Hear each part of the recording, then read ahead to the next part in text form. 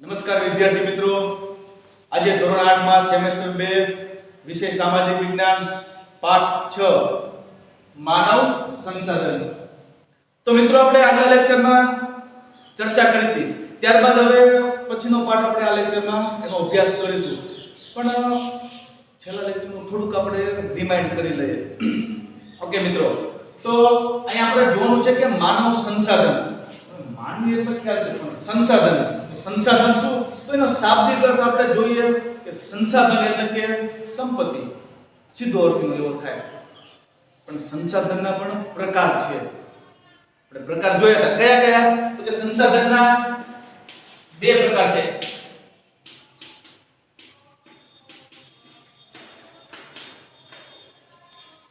એક કુદરતી સંસાધન, એક માનવ સંસાધન. અને બીજી એક આપણે ચર્ચા કરી હતી તો કે કોઈ પણ દેશના વિકાસનો પાયો શેના પર રહેલો છે, તો કે આ સંસાધનો દ્વારા. એવું નહીં કે ફક્ત કુદરતી સંસાધન થકી જ એ દેશનો વિકાસ થઈ શકે. એ સંસાધનને વાપરવા માટે માનવી તો હોવો જોઈએ ને. માણસો વગર કુદરતી સંસાધન શું કામનું? અને એટલા માટે કહેવાય છે કે ફક્ત કુદરતી સંસાધન થકી જ દેશનો વિકાસ થઈ શકતો નથી. માણસોની પણ જરૂરિયાત છે, એની પણ જરૂર પડે સંપત્તિને વાપરવા માટે. એટલે કે સંસાધનના બે પ્રકાર, કુદરતી સંસાધન, માનવ સંસાધન. કુદરતી સંસાધનમાં પણ બે પ્રકાર પડે છે, જૈવિક અને અજૈવિક. હવા, જમીન, જૈવિક, અજૈવિક, જમીન, પાણી, વૃક્ષો, એટલે દરેકનો એમાં જૈવિક અજૈવિકમાં સમાવેશ થાય છે. પણ મિત્રો આપણે અહીંયા ચર્ચા કરવાની છે માનવ, એટલે કે માનવ સંસાધન વિશે. કેમ કે માનવ સંસાધન? કારણ કે એ સંપત્તિ જેટલી છે આપણી કુદરતી, તો એને વાપરવા માટે માણસોની જરૂર પડશે. અને બીજું કે દેશનો વહીવટ કરવા માટે, દેશનું સંચાલન કરવા માટે માણસોની જરૂર પડશે. હવે માણસો કેટલા પ્રમાણમાં છે, કેવી રીતે છે, કઈ જગ્યાએ કેટલું જૂથ છે, એના આંકડા આપણી પાસે હશે તો આપણે કહેવાય કે સરકાર યોગ્ય વહીવટ કરી શકશે. ખોરાકનો, રહેઠાણનો, સંરક્ષણનો, શિક્ષણનો વગેરે જે વહીવટ કરવો છે તો એને સરળતા રહેશે સરકારને. તો એની સરળતા માટે વસ્તી ગણતરી કરવી જરૂરી છે. તો આ વસ્તી ગણતરી ક્યારે? તો કે ભારત સરકારના આદેશથી દર 10 વર્ષે વસ્તી ગણતરી કરવામાં આવે છે. આપણે જોયું હતું કે સૌથી પહેલી વસ્તી ગણતરી બહુ મહત્વનો છે, ત્યારે પણ ચર્ચા કરી હતી અને અત્યારે પણ હજી એની રિપીટેશન કરશું કે સૌથી પહેલા અંગ્રેજોના શાસન સમય, એટલે ભારતમાં અંગ્રેજોનું શાસન હતું, બ્રિટિશ શાસન હતું, એ વખતે 1872 માં સૌ પહેલી વસ્તી ગણતરી કરવામાં આવી. પણ કેવી હતી? આ અનિયમિત હતી. એ વખતે અંગ્રેજ ગવર્નર હતો લોર્ડ મેયો. પણ કહેવાય ને કે પછી 1881 થી નિયમિત દર 10 વર્ષે વસ્તી ગણતરી કરવામાં આવે છે. ત્યારે અંગ્રેજ અધિકારી હતો રિપન નામનો. એટલે કહેવાનો મતલબ શું છે તો કે પ્રથમ વસ્તી ગણતરી અનિયમિત 1872. પ્રશ્ન પછી એવો પૂછાય કે સૌપ્રથમ વસ્તી ગણતરી ક્યારે થઈ હતી? તો 1881. અને ત્યારથી લઈને દર 10 વર્ષે વસ્તી ગણતરી કરવામાં આવે છે. અને આઝાદી પછીની આપણી જે 2011 માં વસ્તી ગણતરી થઈ, એ 7મી વખતની વસ્તી ગણતરી હતી. વસ્તી ગણતરી થશે તો જ સરકારને ખ્યાલ આવશે કે કેટલી પ્રમાણમાં આપણે કઈ રીતે વહીવટ કરવો એમ. અને એટલા માટે ભારત સરકારના આદેશથી દર 10 વર્ષે વસ્તી ગણતરી કરવામાં આવે છે. ત્યારબાદ આપણે જોયું હતું કે ભારતના વસ્તી અંગેનો ખ્યાલ. ભારત બહુ મોટો દેશ છે, વિશાળ દેશ છે, વિસ્તાર અને વસ્તી બંનેમાં. એમાં આપણે જોયું હતું કે ભારત 32,87,263 ચોરસ કિલોમીટર જેટલો વિસ્તાર ધરાવે છે. બહુ વિશાળ દેશ કહેવાય. 32,87,263 ચોરસ કિલોમીટર જેટલો વિસ્તાર ધરાવે છે, જે દુનિયાના કુલ વિસ્તારના 2.42% જેટલો હિસ્સો ધરાવે છે. અને આ આંકડો આપણે ક્યાં જોયો હતો કે પીવાલાયક મીઠું પાણી.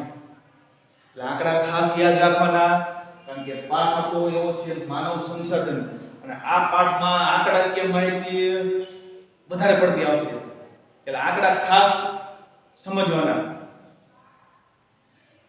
ભારતના વસ્તી એનો ખ્યાલ. ભારતનો વિસ્તાર 32,87,263 જેટલો ચોરસ કિલોમીટર જેટલો વિસ્તાર ધરાવે છે, જે દુનિયાના કુલ વિસ્તાર પૈકીના 2.42% જેટલો હિસ્સો છે. વિસ્તારમાં ભારતનો ક્રમ 7મો છે. વિસ્તારમાં કેટલામો ક્રમ છે ભારતનો? 7મો ક્રમ.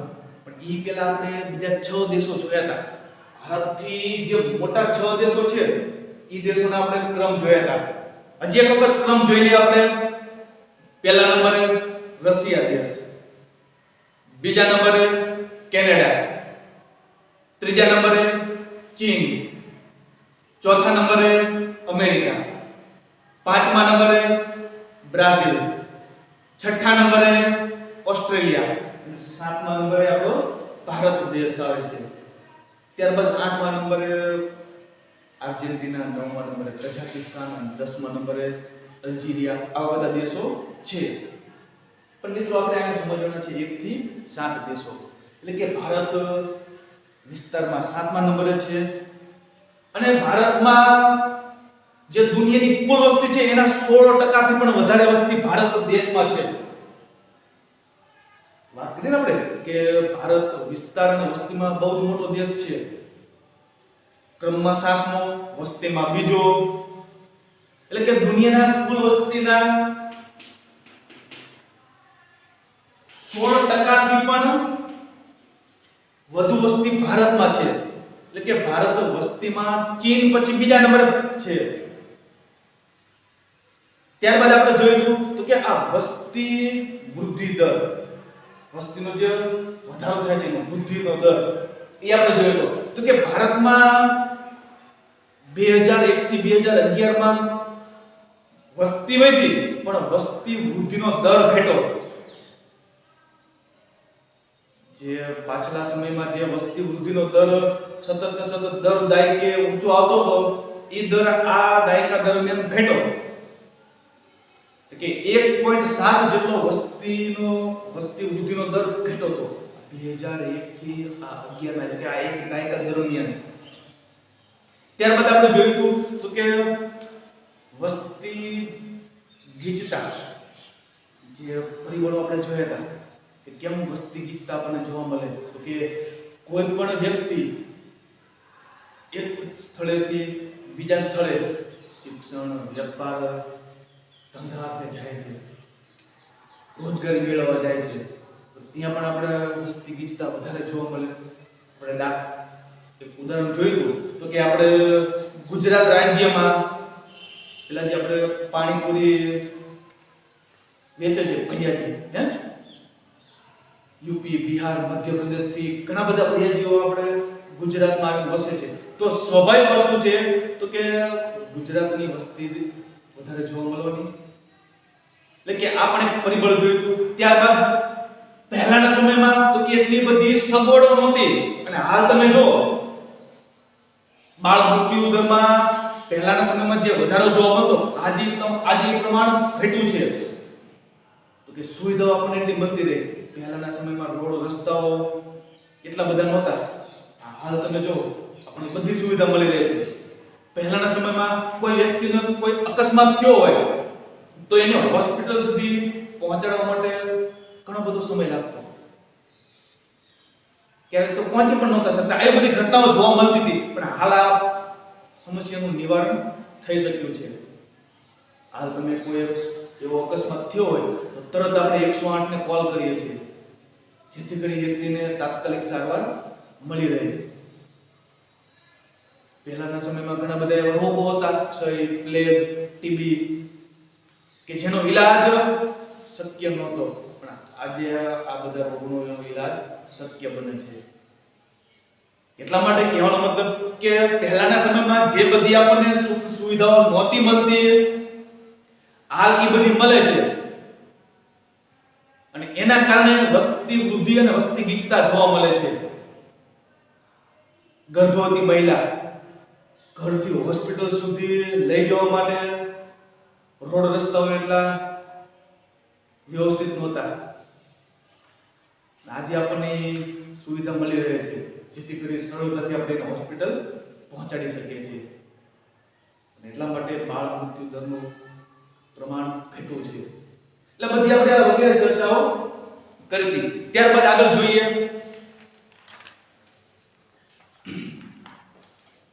હવે જોઈએ તો કે 2011 એટલે કે 1901 થી 2011 તો કે આ સમયગાળા દરમિયાન જે દર 10 વર્ષે આપણને વસ્તીના જે આંકડા આપ્યા છે, તો કે 1901 થી 2011 દરમિયાન ભારતીય જનસંખ્યાની સ્થિતિ જાણી અર્થઘટન કરો. જો આમ આપણને 1901 થી જેટલી જનસંખ્યા હતી ભારતની એ આપી છે આમાં, તો કે 23,83,96,337. બીજી એક ચર્ચા કરી લે તો આપણે પેલા પ્રાંતની વાત કરી હતી, બંગાળ પ્રાંત, ભંગના આંદોલન ગયા પાઠમાં આપણે કે એ સમયનો સૌથી મોટો પ્રાંત, જાગૃત પ્રાંત, 7,80,00,000 વસ્તી. ત્યારે આપણે ચર્ચા કરી હતી કે ભારતની કુલ વસ્તીના ત્રીજા ભાગની વસ્તી તો ખાલી એક પ્રાંતમાં જ હતી, બંગાળ પ્રાંતમાં. તો આ એ જ સમયગાળો છે 1901 નો. તો કે કેટલી વસ્તી? 23,83,96,327 આ વસ્તીનો આંકડો છે. ત્રીજા ભાગની વસ્તી ખાલી બંગાળમાં. એટલે કે આ એ સમયની વસ્તી છે. ત્યારબાદ સતત એ સંખ્યામાં એટલે દર દાયકે એની સંખ્યા વધતી જાય છે. છેલ્લે 2011 માં 1,93,442 જેટલી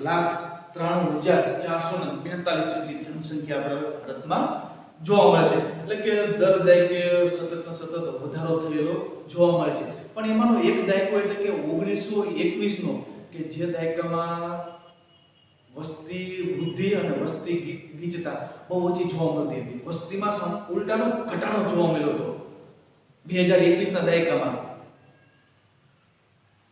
ત્યારબાદ હવે આ જે ક્રમ આપણે જોયો 1901 થી 2011 સુધીનો, તો એમાં ટકાવારીમાં કેવા ફેરફારો થયા? તો કે સૌથી ઓછો ટકાવારીમાં ફેરફાર થયો હોય તો 2021 માં, અને સૌથી વધારે તો કે 1981 ના દાયકામાં ટકાવારીમાં કેટલો? તો કે 24.7% જેટલો ફેરફાર જોવા મળે છે.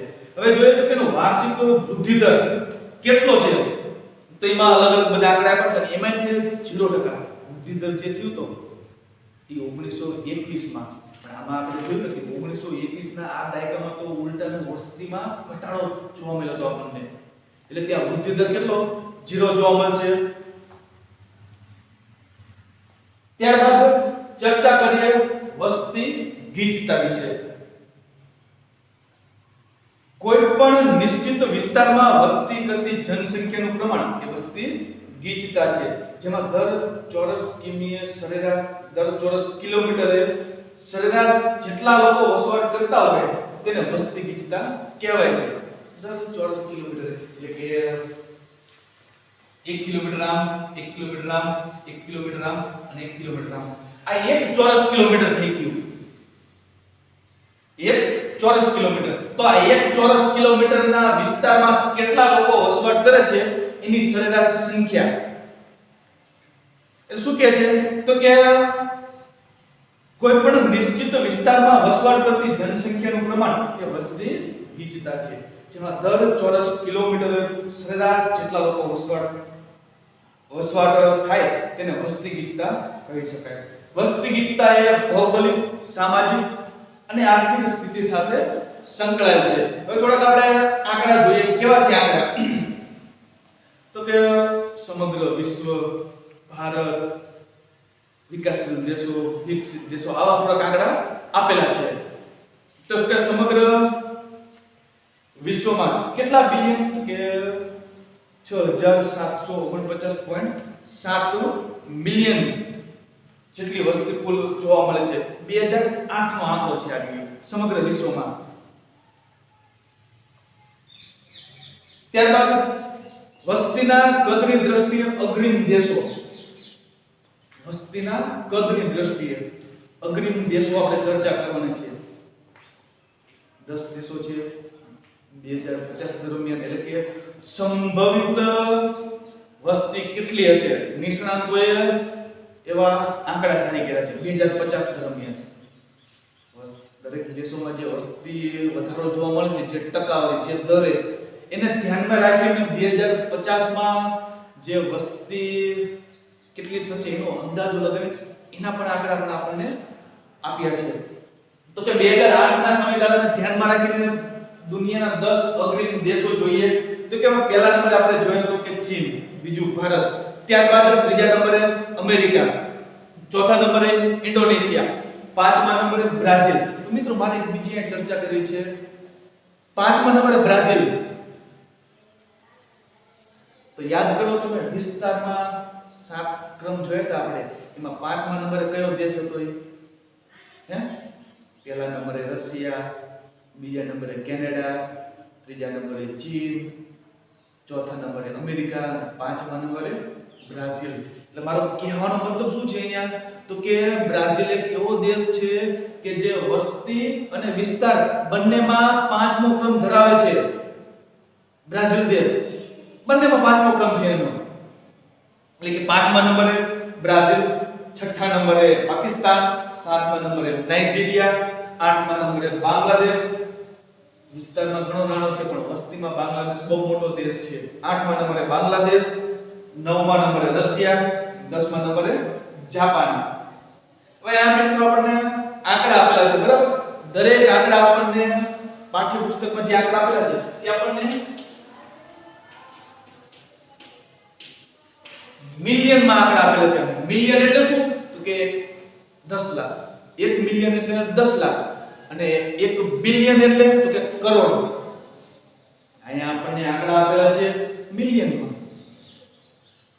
1 મિલિયન એટલે 10 લાખ અને 1 બિલિયન એટલે કરોડ. જ્યારે 10 મિલિયન થાય એટલે ત્યારે પણ કરોડ થાય. 10 મિલિયન એટલે મિલિયન અને બિલિયન વચ્ચેનો ભેદ પારખવાનો તમારે. મિલિયન વાઇઝ આંકડા આપેલા છે. હવે જોઈએ તો કે 2050 માં સંભવિત આપણને જે આંકડા આપેલા છે, બરાબર? તો એમાં કેવો ક્રમ આપ્યો છે? તો નિષ્ણાતોએ જે ક્રમ આપેલો છે એમાં એવું કહેવામાં આવ્યું કે 2050 દરમિયાન ભારત વસ્તીમાં પહેલા નંબરે આવી જશે. ત્યારબાદ બીજા નંબરે ચીન, ત્રીજા નંબરે અમેરિકા, ચોથા નંબરે ઇન્ડોનેશિયા, પાંચમા પાકિસ્તાન, છમાં નાઇજીરિયા, સાતમાં બ્રાઝિલ, આઠમાં બાંગ્લાદેશ, નવમાં કોંગો એટલે કે ત્યાં ગણરાજ્ય, દસમા નંબરે ફિલિપાઇન્સ.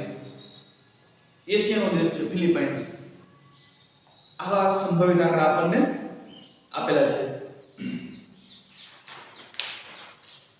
દુનિયાના બધા જ દેશોમાં વસ્તી વિવિધ પ્રમાણે છે. વસ્તીના વિવિધ પ્રમાણ છે. આપણા દેશમાં પણ વિવિધ પ્રદેશો કે વિસ્તારમાં વસ્તી પ્રમાણ સરખું નથી. નદી કિનારાના પ્રદેશો, ઔદ્યોગિક વિસ્તારો, મુખ્ય ત્રિકોણ પ્રદેશના ફળદ્રુપ વિસ્તારોમાં વસ્તી ગીચતા જોવા મળે છે. જ્યારે પહાડી પ્રદેશો, રણ પ્રદેશો કે વન્ય વિસ્તારોમાં જે તે પ્રદેશની પ્રતિકૂળતાને આધારે કે પ્રતિકૂળતાને કારણે વસ્તી ગીચતા જોવા મળે. સ્વાભાવિક વસ્તુ છે કે રણ વિસ્તાર હોય તો એવા વિસ્તારોમાં છૂટી છવાઈ વસ્તી આપણને જોવા મળે. જંગલ વિસ્તાર હોય, જંગલ વિસ્તાર, તો એવી જગ્યાએ આજુબાજુના કિનારાના વિસ્તારોમાં એવા ઓછી વસ્તીનું પ્રમાણ જોવા મળે. જ્યારે ફળદ્રુપ જમીનો હોય તો એવા વિસ્તારોમાં વસ્તીનું પ્રમાણ વધારે જોવા મળવાનું. સરળતાથી, ઝડપથી, સરળતાથી ખેતી થઈ શકે. એટલે કે આવા વિસ્તારોમાં વસ્તી ગીચતા ઓછી હોય છે. ત્યારબાદ જોઈએ તો કે વસ્તી ગીચતા પર અસર કરતા પરિબળો કયા કયા છે? વસ્તી ગીચતા જે વધે છે એને કેવા કેવા પરિબળો અસર કરે છે? વસ્તી ગીચતા પર પર્યાવરણના વિવિધ પરિબળોની અસર થાય છે, જેમ કે સ્થળની ઊંચાઈ, ઠંડી ગરમીનું પ્રમાણ, આબોહવા, ભૂપૃષ્ઠ, પાકો, ખનિજો, પાણી, ઉર્જા અને તેની પ્રાપ્તિ ઉપરાંત પરિવહન, સંદેશાવ્યવહાર, સુવિધા, શિક્ષણ, આરોગ્ય, ઔદ્યોગિકરણ, રોજગારીની તકો, શહેરીકરણ તેમજ અદ્યતન ટેકનોલોજીથી આર્થિક વિકાસ વૃદ્ધિ પણ વસ્તી ગીચતા સાથે સંકળાયેલા છે. એટલે કે સ્થળની ઊંચાઈ હોય, જો ઊંચાણવાળા જે અમુક વિસ્તારો છે તે ખૂબ જ ઊંચાઈ આવેલા છે, ત્યાં વસ્તીનું પ્રમાણ એ રીતે ઓછું જોવા મળવાનું, કારણ કે ઠંડી વધારે હોય, ગરમી વધુ હોય. રણ પ્રદેશોમાં ત્યાં વસ્તી ઓછી જોવા મળવાની સ્વાભાવિક વસ્તુ છે. આપણે એવું ઉદાહરણ લઈએ તો કે કચ્છનું રણ, જો આજુબાજુના વિસ્તારોમાં જો તમે વસ્તી ખૂબ જ ઓછી જોવા મળશે. હાલ આપણા ગુજરાતમાં કચ્છ જિલ્લો છે, બરાબર, સૌથી મોટો જિલ્લો કચ્છ છે.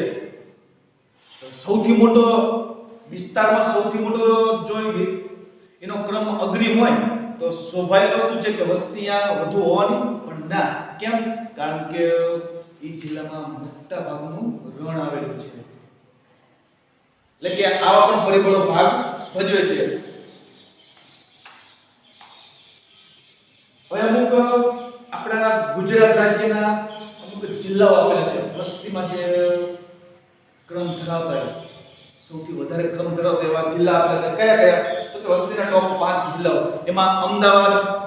હવે જો મિત્રો આ તમારે એની વસ્તીના આંકડા જે છે ને એ તમારે ધ્યાનમાં નથી લેવાના, પણ એનો ક્રમ તમારે ખાસ ધ્યાનમાં લેવાનો છે. કયા કયા જિલ્લા છે, જિલ્લાના નામ તમારે યાદ રાખવાના છે. સૌથી વધારે વસ્તી તો કે અમદાવાદમાં. 2011 માં વસ્તી ગણતરી થઈ હતી, એ સમયગાળા દરમિયાન એની 70 થી 72 લાખ જેટલી વસ્તી એ ખાલી અમદાવાદ જિલ્લાની હતી. ત્યારબાદ પહેલા નંબરે અમદાવાદ, બીજા નંબરે સુરત, ત્રીજા નંબરે વડોદરા, ચોથા નંબરે રાજકોટ અને પાંચમા નંબરે બનાસકાંઠા આવશે. હવે મિત્રો વસ્તી ગીચતામાં ટોપ 5 જિલ્લાઓ જોઈએ. વસ્તી ગીચતામાં જે 5 જિલ્લાઓ આપેલા છે આપણને એ જોઈએ. એમાં સુરત, કારણ કે સુરતમાં જો આ સુરત શહેર એવું શહેર છે કે આખું સુરત આ બે ઉદ્યોગ ધંધાઓના કારણે જ ચાલે છે. એક તો હીરાનો ઉદ્યોગ અને એક સાડી કાપડ માર્કેટ. હીરા અને સાડી આ બે વસ્તુને લીધે જ સુરત આટલું આગળ છે. સૌથી વધારે વસ્તી ગીચતા ત્યાં જોવા મળે. દર ચોરસ કિલોમીટર કીધું ને કે એક કિલોમીટર આમ, 1 કિલોમીટર આમ, 1 કિલોમીટર આમ, 1 કિલોમીટર આમ, એટલે કે આ 1 ચોરસ કિલોમીટર થઈ ગયું. તો આ 1 ચોરસ કિલોમીટરમાં 1300 થી પણ વધારે લોકો રહે છે અહીંયા, સરેરાશ લોકો. તો વિચાર કરો કે ત્યાં વસ્તી ગીચતા કેટલી જોવા મળવાની. એટલે કહેવાનો મતલબ કે વિસ્તારમાં ભલે નાનો છે પણ વસ્તી ગીચતા ત્યાં સૌથી વધારે છે સુરત જિલ્લામાં. એટલે કે વસ્તી ગીચતામાં ટોપ 5 જિલ્લાઓ સુરત, અમદાવાદ, આણંદ, ગાંધીનગર અને નવસારી. ત્યારબાદ જોઈએ સૌથી વધારે વસ્તી ધરાવતા 5 રાજ્યો. સૌથી વધારે વસ્તી ધરાવતા 5 રાજ્યો જોવાના છે. કયા કયા? તો જોઈએ આમાં ઉત્તર પ્રદેશ, મહારાષ્ટ્ર, બિહાર, પશ્ચિમ બંગાળ અને આંધ્ર પ્રદેશ. હવે સૌથી ઓછી વસ્તી ધરાવતા 5 રાજ્યો અને કેન્દ્ર શાસિત વિસ્તારો, એમાં લક્ષદ્વીપ ટાપુઓ, દમણ અને દીવ, દાદરા અને નગર હવેલી, અંદમાન નિકોબાર ટાપુ અને સિક્કિમ. આ 5 સૌથી ઓછી વસ્તી ધરાવતા રાજ્યો એટલે કે કેન્દ્ર શાસિત પ્રદેશો બંને ભેગું. હવે મિત્રો મારે બીજી બહુ જ અગત્યની ચર્ચા બીજી એ કરવાની છે કે આપણને પાઠ્યપુસ્તકમાં જે બધા નામ ને ક્રમ ને જે બધું આપેલું, હવે આ બધા આંકડા 2011 ના પ્રમાણના આંકડા છે. વસ્તી ગણતરી છેલ્લે 2011 માં થઈ હતી. આ એને ધ્યાનમાં રાખીને બધા આંકડા છે. પણ મિત્રો આપણા બધાને ખ્યાલ છે તો કે 26 જિલ્લામાંથી ગુજરાતના 26 જિલ્લામાંથી 33 જિલ્લા થયા ભારતના 28 રાજ્યોમાંથી 29 રાજ્યો થયા હતા અને પાછળથી ને પાછું જમ્મુ કાશ્મીરને કેન્દ્ર શાસિત પ્રદેશમાં વિભાજન કરી નાખ્યું બે અને પાછા 28 રાજ્યો થઈ ગયા. એટલે ત્યારે 2011 માં જ્યારે વસ્તી ગણતરી થઈ હતી ત્યારે ભારતમાં 28 જ રાજ્યો હતા. તેલંગાણા રાજ્ય નહોતું. એટલે મારો કહેવાનો મતલબ શું છે તો કે આયા આપણે સૌથી વધારે 5 રાજ્યો જોયા વસ્તી ધરાવતા. ઉત્તર પ્રદેશ, મહારાષ્ટ્ર, બિહાર, પશ્ચિમ બંગાળ અને આંધ્ર પ્રદેશ. તો આ પાંચમા નંબરનું આંધ્ર પ્રદેશ રાજ્ય રહ્યું એ હાલ પાંચમો ક્રમ નહીં આવે. પણ મિત્રો આપણે પાઠ્ય પુસ્તકને ધ્યાનમાં રાખવું. આ ખાલી સમજવા માટે. પરીક્ષામાં આપણને પ્રશ્ન પૂછાય તો પાઠ્ય પુસ્તકને ધ્યાનમાં રાખીને જ આપણે જવાબ લખવાના છે. પણ આ તો અત્યારની પરિસ્થિતિને ધ્યાનમાં રાખીને આપણે આ સમજવાનું છે. કેમ? કારણ કે આંધ્ર પ્રદેશ રાજ્યમાંથી આ તેલંગાણા રાજ્ય બનાવવામાં આવ્યું 2 જૂન 2014 ના રોજ. હવે સ્વાભાવિક વસ્તુ છે કે સૌથી વધારે વસ્તીમાં આંધ્ર પ્રદેશ 5મા નંબરે હોય એ રાજ્યના બે ભાગ થઈ ગયા તો શું એ હવે 5મા નંબરે રહેશે? નહીં રહે. કેમ? કારણ કે તેલંગાણા અલગ રાજ્ય બન્યું 29મું રાજ્ય 2 જૂન 2014 ના રોજ. એટલા માટે મિત્રો હજી કહું છું પરીક્ષામાં કોઈ આપણને આવા પ્રશ્ન પૂછાય તો પાઠ્ય પુસ્તકને જ આપણે ધ્યાનમાં રાખવાનું. કારણ કે પાઠ્ય પુસ્તક એ આપણી ભગવદ ગીતા. એટલે એને ધ્યાનમાં રાખીને જ આપણે પ્રશ્નના જવાબ લખવાના છે. આ ફક્ત હાલની પરિસ્થિતિને ધ્યાનમાં રાખીને આપણે સમજવાનું છે. એટલે કહેવાનો મતલબ કે તેલંગાણા રાજ્ય અલગ બન્યું એટલે આંધ્ર પ્રદેશ એમાંથી નીકળી જશે 5મા નંબરે અને અહીંયા આવી જશે મધ્ય પ્રદેશ રાજ્ય 5મો નંબર. હાલની પરિસ્થિતિને જોઈએ તો મધ્ય પ્રદેશ 5મા નંબરનું રાજ્ય બનશે. અને બીજો એક ફેરફાર કેવો થયો પાછો તો કે 2019 માં જે અમુક રાજ્ય અમુક વસ્તી થઈ ગણતરી થઈ હોય તો 2019 માં અહીં આપણે જે ક્રમ જોયો ને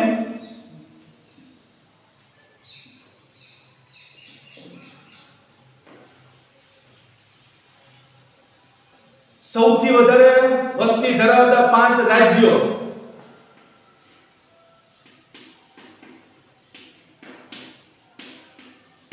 ઉત્તર પ્રદેશ, મહારાષ્ટ્ર,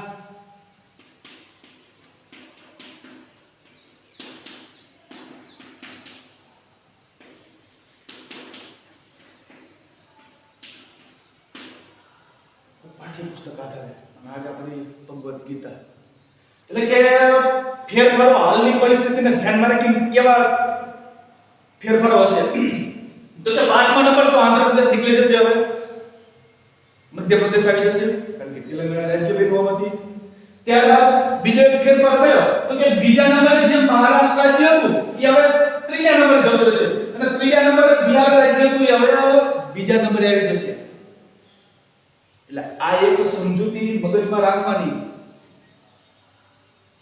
કે બીજા નંબરે મહારાષ્ટ્ર તો ત્રીજા નંબરે બિહાર તો બીજા નંબરે 5મા નંબરે આંધ્ર પ્રદેશ તેમાંથી બીજું રાજ્ય બન્યું તેલંગાણા. હવે ત્યાં આવી જશે મધ્ય પ્રદેશ. આ એક સમજૂતી. પણ મિત્રો હજી ત્રીજી વખત કહું છું કે પરીક્ષામાં કોઈ આપણને પ્રશ્ન પૂછાય તો આપણે આપણી ભગવદ ગીતા સમાન પાઠ્ય પુસ્તકને ધ્યાનમાં રાખવાની છે. એટલે કહેવાનો મતલબ કે આવા રાજ્યો છે જે સૌથી વધારે વસ્તી ધરાવે છે. ત્યારબાદ જોઈએ કે જન્મદર. કોઈ પણ નિશ્ચિત વિસ્તારમાં દર 1000ની વસ્તીએ એક વર્ષ દરમિયાન બાળકોની સંખ્યાને જન્મતા બાળકોની સંખ્યાને જન્મદર કહેવામાં આવે છે. એક વર્ષ દરમિયાન એક 1000ની વસ્તી જેટલા બાળકો જન્મે એને જન્મદર કહેવાય છે. ભારતમાં છેલ્લા ઘણા વર્ષોથી જન્મદરનું પ્રમાણ ઘટતું જાય છે. લોકો કુટુંબ નિયોજન અપનાવતા થયા છે. છતાં ગ્રામ્ય વિસ્તારોમાં શિક્ષણનો અભાવ, આરોગ્ય વિશે સેવાનો અભાવ, ગરીબી, બેકારી, પરિવાર નિયમનની સમજનો અભાવ જોવા મળે છે. એટલે કે જન્મદરનું પ્રમાણ ઊંચું રહે છે. ત્યારબાદ જોઈએ તો કે મૃત્યુ દર. કોઈ પણ જન્મદરની જે વ્યાખ્યા જોઈ ને સેમ ઓપોઝિટ એની વ્યાખ્યા મૃત્યુદર. સેમ એ જ વ્યાખ્યા પણ એમાં મૃત્યુદર. કોઈ પણ નિશ્ચિત વિસ્તારમાં દર હજારની વસ્તીએ એક વર્ષ દરમિયાન મૃત્યુ પામનાર સંખ્યાને મૃત્યુદર કહેવામાં આવે છે. મિત્રો જે જન્મે છે એનું મૃત્યુ નિશ્ચિત છે એટલે ક્યારે મૃત્યુદર 0 ના હોઈ શકે. મૃત્યુનો દર ક્યારે 0 ના હોઈ શકે. એટલે કે જે જન્મે છે તેનું મૃત્યુ નિશ્ચિત છે તેથી મૃત્યુદર ક્યારે શૂન્ય પર ન લાવી શકાય. છતાં સંશોધનો, તબીબી સારવાર, દવાઓ, રસીકરણ, રોગ નિયંત્રણ, અદ્યતન ટેકનોલોજીથી મૃત્યુદર નીચો લાવી શકાય છે. જે વાત કરીએ ને કે પહેલાના સમયમાં આવી કઈ સુવિધાઓ નહોતી એટલે મૃત્યુદરનું પ્રમાણ ઊંચું હતું પણ હાલ આ મૃત્યુદરનું પ્રમાણ 0 ન થઈ શકે. કેમ? કારણ કે જે જન્મે છે એનું મૃત્યુ નિશ્ચિત છે એટલે ક્યારે મૃત્યુનો દર 0 ના લાવી શકાય. પણ ઘણી ખરી અદ્યતન ટેકનોલોજીના કારણે આધુનિક સમયમાં ઘણી બધી દિવસે ને દિવસે વૈજ્ઞાનિક એવી શોધો થતી જાય છે એના કારણે આ મૃત્યુ દરનું પ્રમાણ નીચું લાવી શકાય છે. એટલે કે મૃત્યુ દર નીચો લાવી શકાય છે.